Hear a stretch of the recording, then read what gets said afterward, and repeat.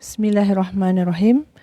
Yang berhormat Datuk Seri Setia Dr. Haji Muhammad Isham bin Haji Jaafar, Menteri Kesihatan. Yang Mulia Setiausaha Tetap Kementerian Kesihatan. Yang Mulia Timbalan-Timbalan Setiausaha Tetap Kementerian Kesihatan. Pengarah-pengarah Pegawai Kanan dan hadirin hadirat sekalian. Assalamualaikum warahmatullahi wabarakatuh dan salam sejahtera. Terima kasih kepada semua dan rakan-rakan media yang hadir pada sidang media bagi situasi terkini jangkitan COVID-19 di negara Brunei Darussalam. Sebelum memulakan sidang media ini, sukacita menjemput Yang Mulia Ustaz Ahmad Sujai bin Begawan Mudim Haji Matasim untuk mengetuai bacaan surah Al-Fatihah dan doa terhindar daripada wabak coronavirus. Astaghfirullahalazim, astaghfirullahalazim, astaghfirullahalazim alladzi la ilaha illa huwal hayyul qayyum wa atubu ilaih. Ila hadratin Nabil Mustafa Rasulillah sallallahu alaihi wasallam wa ila arwahi walidina walidikum wa ila arwahil muslimin wal muslimat wal mu'minin wal mu'minat kafatan ammah. Al-Fatihah. A'udzu billahi minasy syaithanir rajim. Bismillahirrahmanirrahim. Alhamdulillahi rabbil alamin. Arrahmanir rahim. Maliki yaumiddin. Iyyaka na'budu wa iyyaka nasta'in. Ihdinas siratal mustaqim. Siratal ladzina an'amta 'alaihim ghairil maghdubi 'alaihim waladdallin. Amin. Bismillahirrahmanirrahim. Alhamdulillahi rabbil alamin. Wassalatu wassalamu ala asyrafil anbiya'i wal mursalin Sayyidina Muhammad wa ala alihi wa sahbihi ajma'in.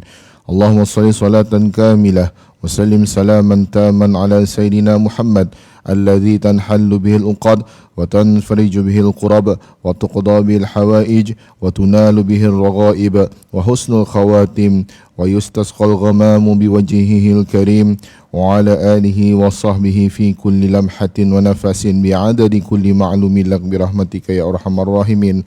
Allahumma anta rabbi la ilaha illa anta khalaqtani wa ana 'abduk wa ana 'ala 'ahdika wa wa'dika mastata'tu a'udzu bika min syarri ma sana'tu abu'u laka bi ni'matika 'alayya wa abu'u bi dhanbi faghfir li fa innahu la yaghfiru dhunuba illa anta. La ilaha illa anta subhanaka inni kuntu minadh zalimin. La ilaha illa anta subhanaka inni kuntu minadh zalimin. La ilaha illa anta subhanaka inni kuntu minadh zalimin. Na'udzu bikalimatillahi tammati min syarri ma khalaq. Na'udzu bikalimatillahi tammati min syarri ma khalaq. Na'udzu bikalimatillahi tammati min syarri ma khalaq. Bismillahilladzi la yadurru ma'asmihi syai'un fil ardi wala fis sama'i wa huwas sami'un 'alim. Bismillahilladzi la yadurru ma'asmihi syai'un fil ardi wala fis sama'i wa huwas sami'un 'alim. Bismillahilladzi la yadurru ma'asmihi syai'un fil ardi wala fis sama'i wa huwas sami'un 'alim. Bismillahi walhamdulillah Muhammadur Rasulullah la quwwata illa billah. Bismillahi ala dinina wa anfusina. Bismillahi ala ahlina wa amwalina. Bismillahi ala kulli syai'in a'tana Rabbuna. Bismillahi khairil asma. Bismillahi rabbil ardi was sama. Bismillahilladzi la yadurru ma'asmihi da. Bismillahi iftatahna wa billahi ikhtatamna wa 'ala Allahi tawakkalna.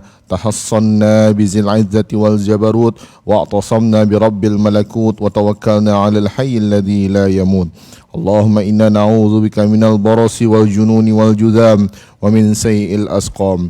Allahumma asrif 'anna wa 'an sultanina wa biladina wa jami'al muslimina fi kulli makan al-balaa'a wal wabaa'a wat ta'na wat ta'un wa sa'iral amrad wa qina syarrar rada bi lutfika ya latif ya khabir innaka 'ala kulli syai'in qadir.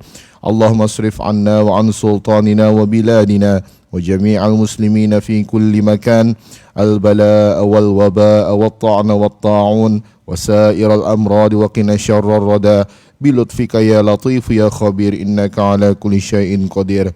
Allahumma asrif 'anna wa 'an sultanina wa biladina wa jami'al muslimina fi kulli makan al-balaa'a wal wabaa'a wat ta'na wat ta'un wa sa'iral amrad wa qina syarrar rada بلطفك يا لطيف يا خبير إنك على كل شيء قدير وصلى الله على سيدنا محمد وعلى آله وصحبه وسلم والحمد لله رب العالمين. Amin, amin, ya Rabbal Alamin. Seterusnya, majlis dengan hormatnya mempersilakan Yang Berhormat Menteri Kesihatan untuk memulakan sidang media pada petang ini.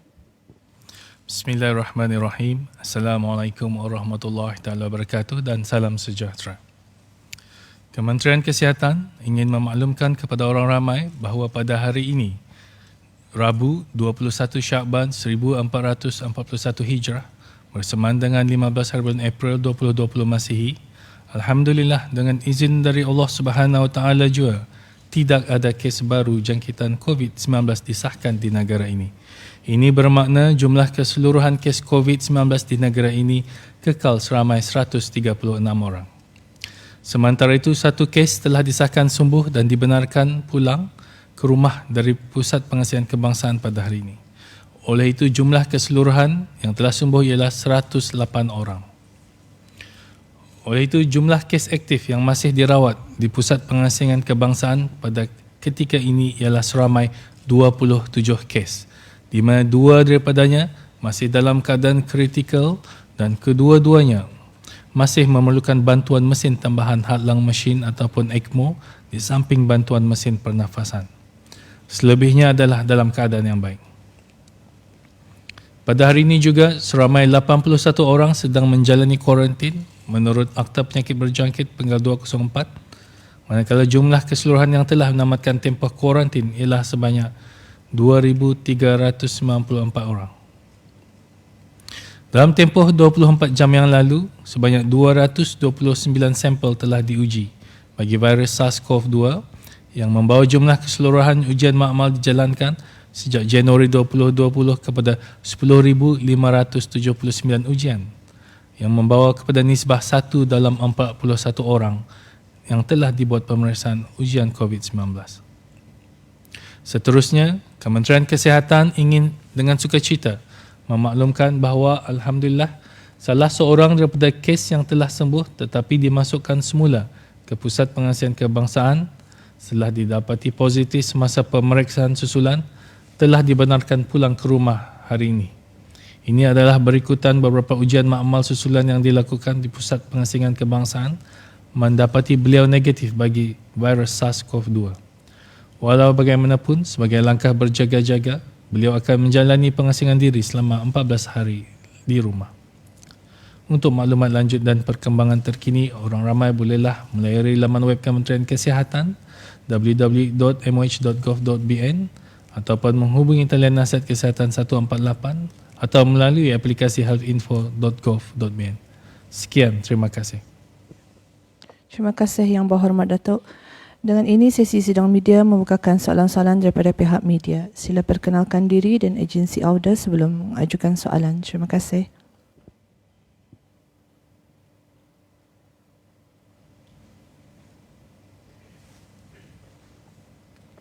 Assalamualaikum Yang Berhormat.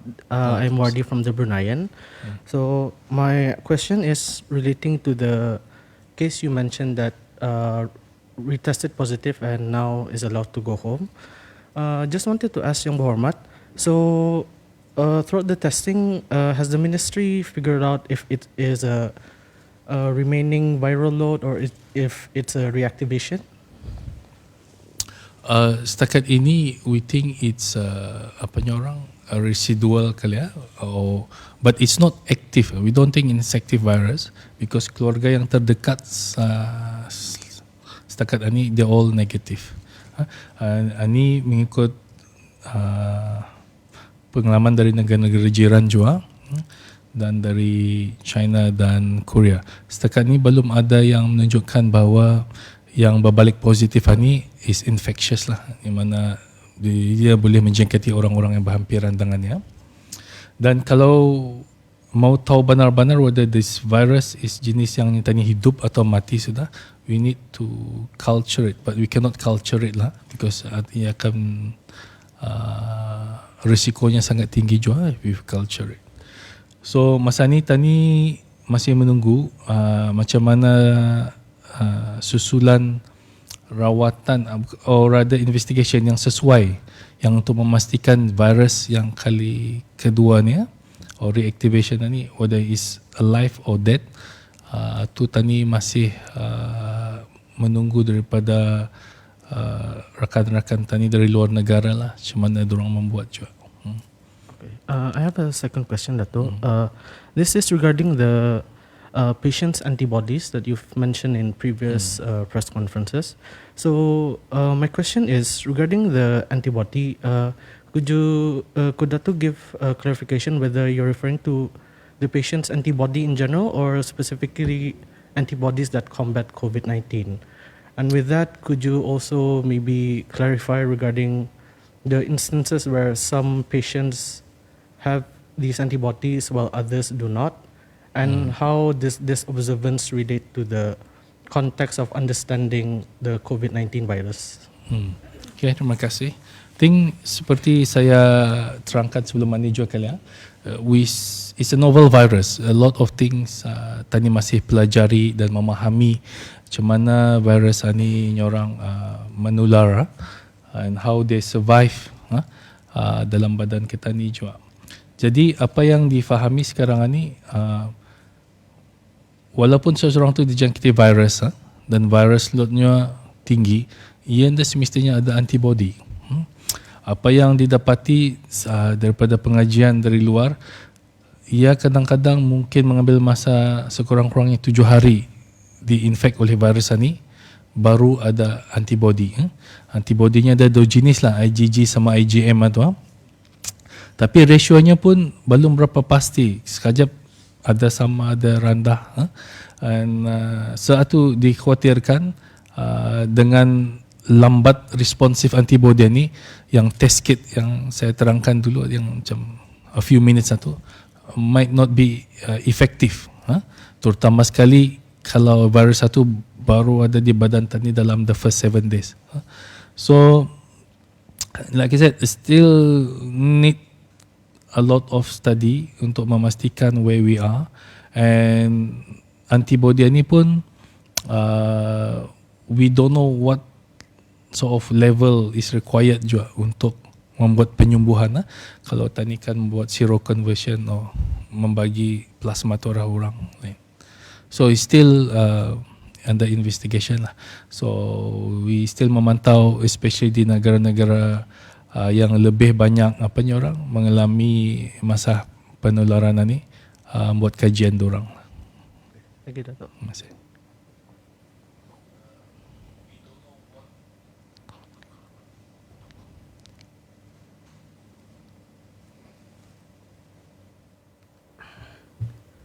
Assalamualaikum, Rano from Rano Didas, Yang Berhormat Dato'.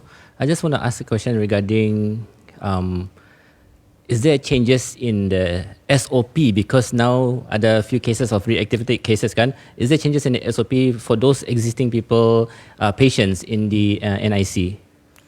Okay, yes, actually our SOP sebelum ni pun is quite strict.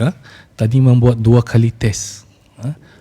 Certain countries buat sekali saja. Tani buat 2 kali test dan at least minimum 24 jam apart. Dan because of kes ni, now tani buat 3 kali test. Jadi because our test ni is quite sensitive juga, but that's the gold standard around the world untuk memastikan seorang tu jangkiti. Apa yang tani buat itu, metodnya that's the gold standard lah. Jadi because of this, we've decided to increase it 3 kali lah. Test negatif baru ia benarkan pulang. Walaupun 3 kali negatif, you still have to go isolation 14 hari juga. So 2 main changes, the additional test and the extension of isolation to 14 days instead of 7. So lepas yang isolation 14 hari itu, adakah ditest lagi? Dalam 14 hari, 11 days onward, ditest lagi. So unfortunately, they'll have to go through 4 tests lah. Yeah. Before we said they all clear by day 14 of isolation. It's uncomfortable, tapi ini I think because of our close-knit family and everything, we have to be very careful. Okay, terima kasih Yang Berhormat.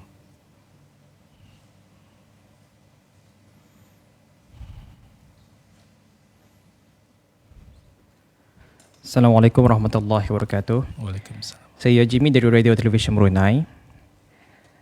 Yang Berhormat Datuk, dengan lonjakan kes reinfection atau reactivation dan seperti yang dimaklumkan tadi, satu kes yang positif semula sudah sembuh kembali. Dengan situasi ini, adakah nanti diwujudkan transitional isolation keluar dari pusat pengasingan kepada isolation yang bukan di rumah selama 14 hari sebelum dibenarkan pulang ke rumah? I think masa ni we'll still allow them to go home. Belum ada apa ni orang we thinking of that pulang, whether they should be separate or not. Tapi it's quite anulah ni orang undertaking, isolate di hospital, isolate lagi alih-alih. So we want the psychological effect of this ini is balance lah. So setakat ni belum lagi lah. So masih dibenarkan pulang, and soon we'll give them anu juga kali device so we can monitor them from afar. Supaya senang monitor lah. Yang Berhormat Datuk, sebelum ini turut menyatakan banyak perkara boleh dipelajari dari pengalaman Korea Selatan, China dan Jepun mengenai isu penjangkitan semula atau reinfection. Jadi mungkin Yang Berhormat Datuk dapat mengongsikan apa pengajaran ataupun pelajaran yang telah dipelajari dari negara-negara berkenaan. Buat masa ni we still apa ni orang meneliti apa-apa yang baru, dan setakat ni is just a share of findings, apa pendapatan dorang mengenai dengan penularan ni. So what exactly we need to do is actually already what they are doing. So dorang pun mengobserve 14 hari, and but not all country meriswap at the 11. Tani menswap the 11 onwards lah, just untuk memastikan. Dorang some of the countries kalau ada simptom baru menswap balik. So jadi apa sebenarnya Yang Berhormat Datuk risiko bagi kes reactivation ini untuk menjangkiti kontak terdekat mereka, khususnya keluarga, warga emas, kanak-kanak dan rakan-rakan sejawat seperti yang dimaklumkan sebelum ini tiada kes reinfection kepada kalangan keluarga. Jadi apa risiko-risiko kalau sekiranya mereka ini dibenarkan pulang ke rumah? Setakat ni even pengalaman kita ni there 40 lebih orang sudah di swab, dan dorang ni pun sudah bersama keluarga lebih daripada 7 hari, dan alhamdulillah ada yang menunjukkan yang kes yang positif ni is infective lah. So that's a good sign, but like I said, we need to compare with the rest of the world, dorang punya data lah. It's still too early for us to say for sure. Walaupun ada beberapa negara jiran try to culture this virus, and they say there's no growth. That means they know it's a dead virus lah. But still we want to see a bigger data to suggest likewise or otherwise. Soalan yang terakhir, Datuk. Alhamdulillah institusi kewangan seperti bank telah mengambil inisiatif menetapkan tempoh waktu tertentu khusus bagi warga emas untuk berurusan. Sementara pusat-pusat kesihatan masih menjadi tumpuan bagi mereka yang memerlukan rawatan dan konsultasi kesihatan setiap hari termasuk warga emas. Jadi mungkin Yang Berhormat Datuk dapat mengongsikan langkah-langkah yang telah diambil oleh pusat-pusat kesihatan untuk memastikan warga-warga emas dan mereka yang berkeperluan khas diberi keutamaan. Okay.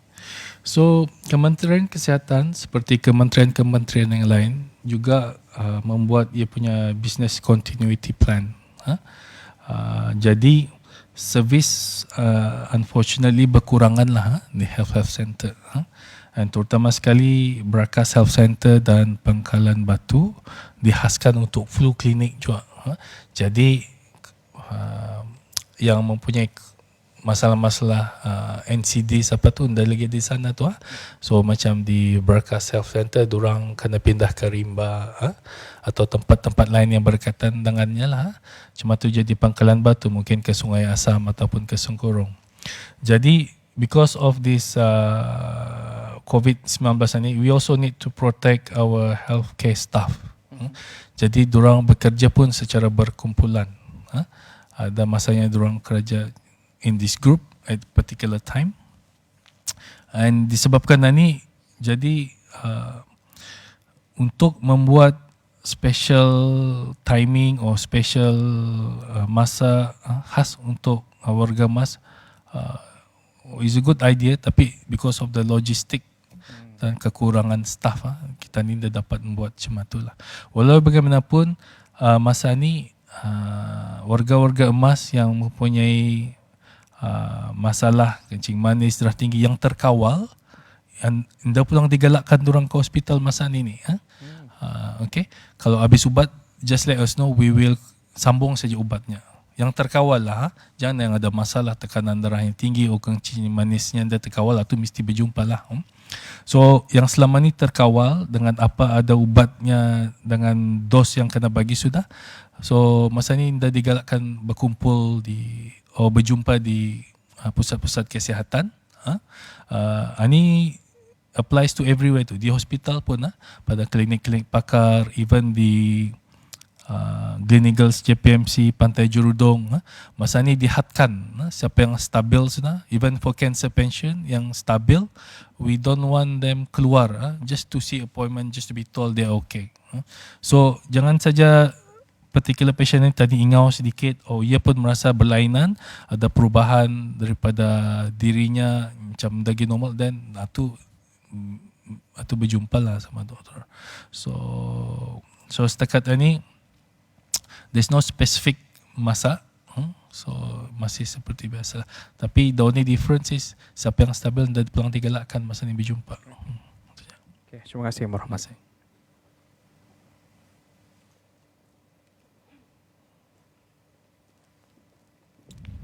Assalamualaikum warahmatullahi wabarakatuh. Yang Berhormat Datuk, I am Rasidah from the Scoop.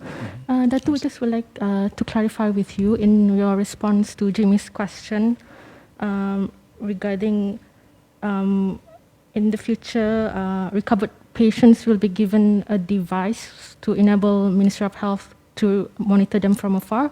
Would you be able to elaborate on that? Thank you. Yes. InsyaAllah dalam masa terdekat ini we gonna give a device macam galang to be worn by all this, especially yang quarantine lah. So because we cannot berada di sana 24 jam untuk memastikan dorang berada di rumah, so we gonna give galangan ni, and then once the system is ready, we will put this on and we'll monitor it from afar lah. So siapa keluar rumah, we will know lah. And this device will track the movement of individuals under quarantine. Yeah. Is it? Kalau ia keluar dari rumah, then we know they breach and we will find them accordingly. Okay. Ikut akta penyakit is there a specific timeline ni yang Berhormat Datuk? Apa tu? Is there a specific timeline for this? Is matter of we setting up the system. So insyaAllah. Thank you.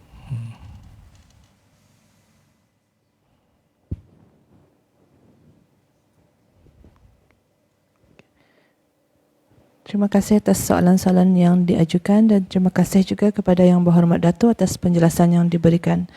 Dengan ini kita tutup sidang media pada petang ini dan sekali lagi mengucapkan ribuan terima kasih kepada semua dan rakan-rakan media yang hadir. Sekian, wabillahi taufiq wal hidayah. Wassalamualaikum warahmatullahi wabarakatuh.